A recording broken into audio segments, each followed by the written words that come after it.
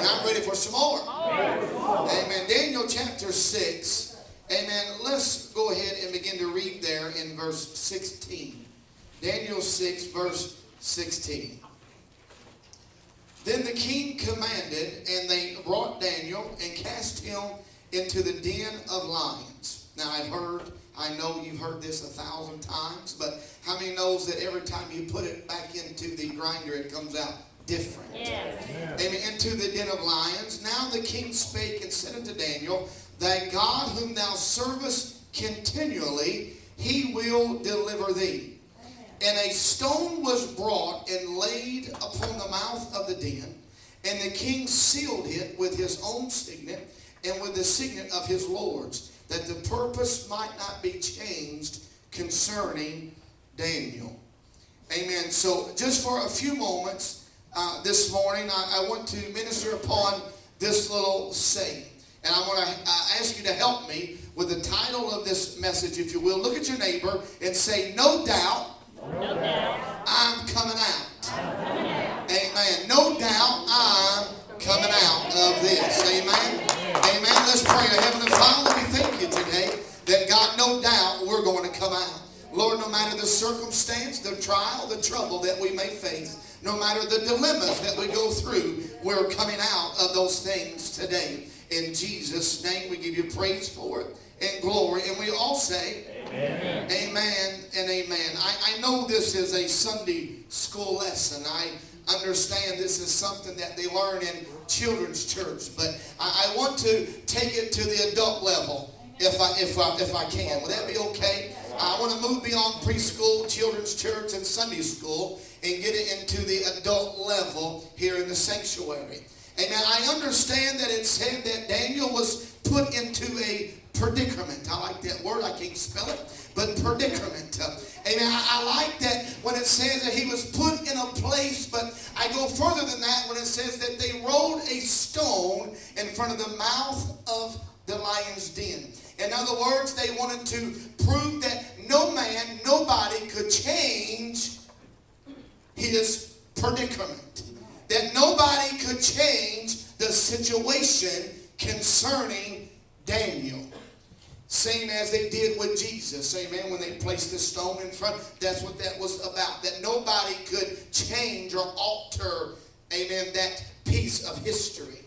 And as Daniel was in there, I thought for a moment, amen, how true this was. There are times in our lives that we find ourselves in places where we don't need to be. Amen.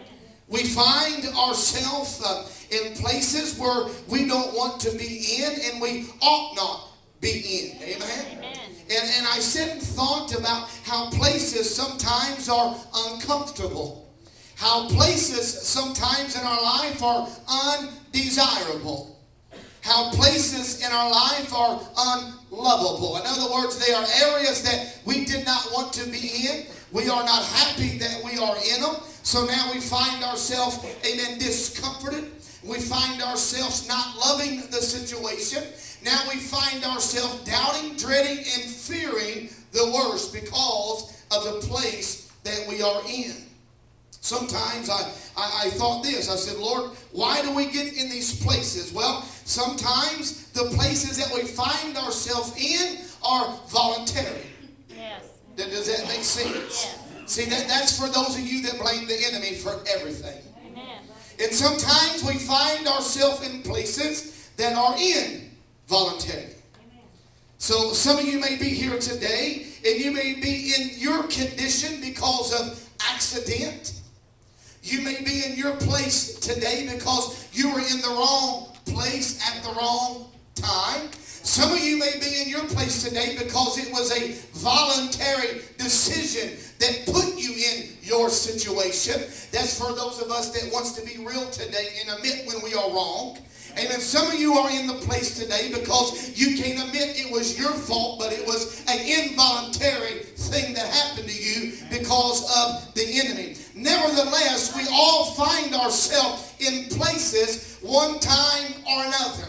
Amen. Every day, every hour, something happens. Amen. Sometimes in our life that we don't have or feel like we have control of. Something happens sometimes in the heavenlies that you and I don't have no rule over. We don't have no control over.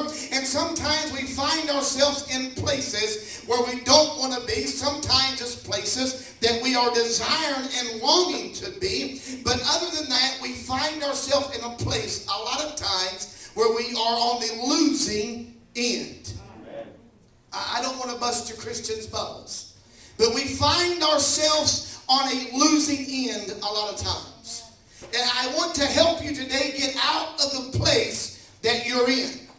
Because the place that you're in leads to one place. It leads to destruction. When you stay in a place where you ought not be or you don't need to be in, and it brings up three things in our life. It brings up sin, it brings up death, and then it brings up hell. It brings a total destruction to our life. So I want to help you today, amen, to be able to say that no doubt I'm coming out. See, it doesn't matter today your circumstance, your dilemma, your predicament, if you will, your situation. Amen. I know a God today that is able to allow you to get out of your place or your situation. Can you say amen to that? Here in our text, we read just a small little part of Daniel in the lion's den. But Daniel, meaning that God is my judge. When we think about this, all of a sudden we think of the lions. We think how great they are and how big they are and how hungry they are and how powerful that they are. Is that just like you and I today? When we get in a place where we don't need to be or want to be, we think of how great the problem is, how powerful the problem is, how hungry this problem is in my life, and how much this problem is about to destroy me. Can you say amen to that? Amen. That's what we think of when we think of Daniel and the lion's den. But what I think of a man that was not changed or wavers, even though he had obstacles in his life. Now, I'm going to show you a great example of how you and I should be acting.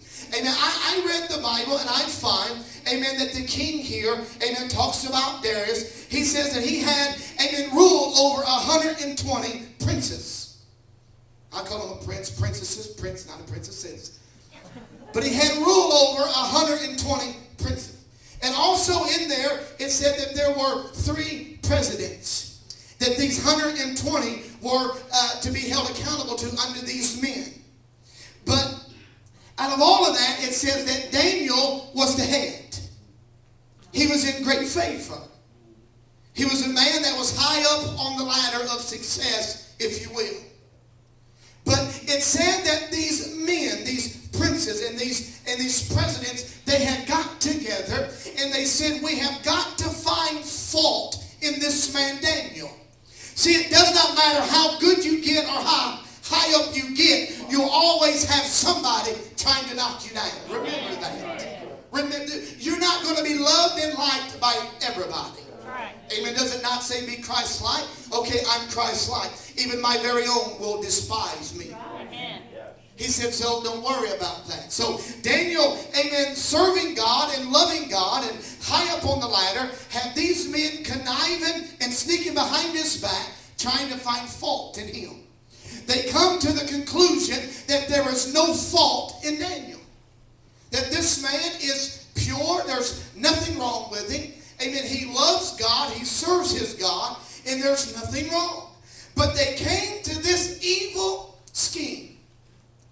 They said the only fault that we can find in him will turn up concerning the laws of his God. They said, King, we want you to set a statute, to make a decree that no person will be allowed to take any petitions or asking or anything of any God for 30 days.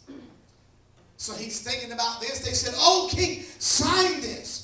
Make this right. You put a seal in it with your ring. Make this decree, amen, a legal thing now. So he did that very simple thing. Now, Daniel, being a man that was faultless, even though he knew what the law said, even though he knew what the decree was, even though he knew that, amen, the king put his signet inside of the